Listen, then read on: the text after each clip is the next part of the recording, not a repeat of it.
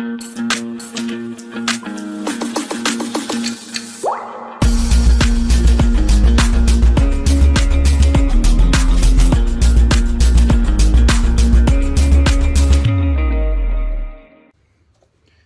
I think where a lot of businesses make the mistake is at a fundamental strategic level. And the problem is they don't know that it's a mistake until they realize, hey, but my sales are down 25% this month, or our profits are down 25% this year, and we can't pinpoint exactly what the problem is or where it went wrong.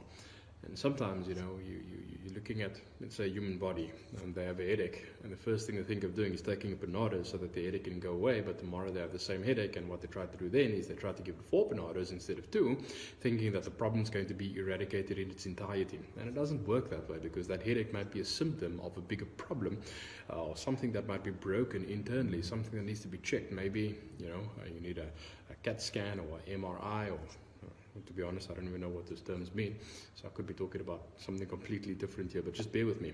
Let's not jump off on a tangent here. So the point I want to make is, if you're looking at your sales and your marketing relationship, for example, one thinks that if you embark on certain platforms where your brand can reach the best potential audience, or the biggest potential audience, so they're not looking for quality, they're looking for quantity. And I use, let's say, TV advertising as an example. You advertise on SABC, or you advertise on ETV, or even DSTV, and it reaches millions of people. But the problem is, these people, they're not your primary target market, and because they are not your target market, or because you're not resonating with them through the best innovative platforms that are now available to us, we tend to just spend huge amounts of money on marketing, and we're not seeing the return on investment. Now, if these models are working for you and it's making you 5 times more money than it's costing you, then by all means don't fix what isn't broken. But as small businesses, we can ill afford to spend 5,000 Rand and get nothing in return. A lot of people might say that, listen, at least our brand was exposed. I don't care if your brand was exposed. I'd rather have 5 people know about my business that are buying from me, as opposed to 50,000 and only 1 person is buying from me.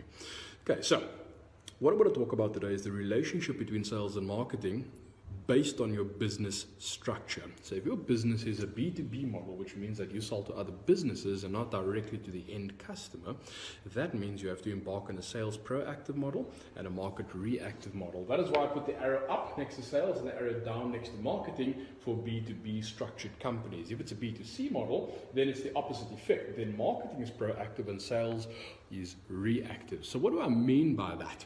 What I mean by that is, let's look at what a B2B business is. Let's say you are an engineering company that manufactures specialized steel rods for the construction industry, but only the construction companies that makes buildings in excess of 30 floors. So there's probably only about 5 or 6 companies in South Africa that does construction at that level. So you only have 5 or 6 potential clients. So does it make sense for you to advertise on radio where you're reaching 500,000 people, or on TV where you're reaching 5 million people, if you only want 5 people to see? No, absolutely not. If you're doing it because you have the budget and you simply want to increase the company's reputability, that is a different conversation. In this case over here, it would be in your best interest to rather employ a salesperson or conduct the sales yourself and go directly to those 5 or 6 companies and tell them exactly who you are. So that is being sales proactive. And market reactive means that you have reputable platforms where people can do some research about you and your company. So you'll give them a business card, a company profile, maybe some testimonials of work that you've done for other clients in that magnitude, so you can show them that your company is worth trusting and it has that level of reputability. On the other side though, if you are a B2C business, so if you're a coffee shop, a shoe shop, you're selling to the general public, then embarking on proactive marketing platforms would be in your best interest. So at this point of year, if you want to advertise on social media marketing and boost it, or if you want to embark on radio advertising, if you want to embark on TV or printed media, that would be the best platforms for you to go. You can't set up a coffee shop in Tiger Valley and go to False Bay and tell people, listen, come to my coffee shop. The marketing has to fetch them from where they are, wherever they might be in the country or in the city, and the sales process only starts when people come through the door. So the first thing you need to identify is, how is your business structured? Is it B2B business? And if it's a B2B business, do you have the proactive sales systems in place to ensure that you are converting the right amount of sales? And if it's a B2C model, Are your marketing platforms efficient enough to reach the audience that you want to attract so that you can start seeing the sales?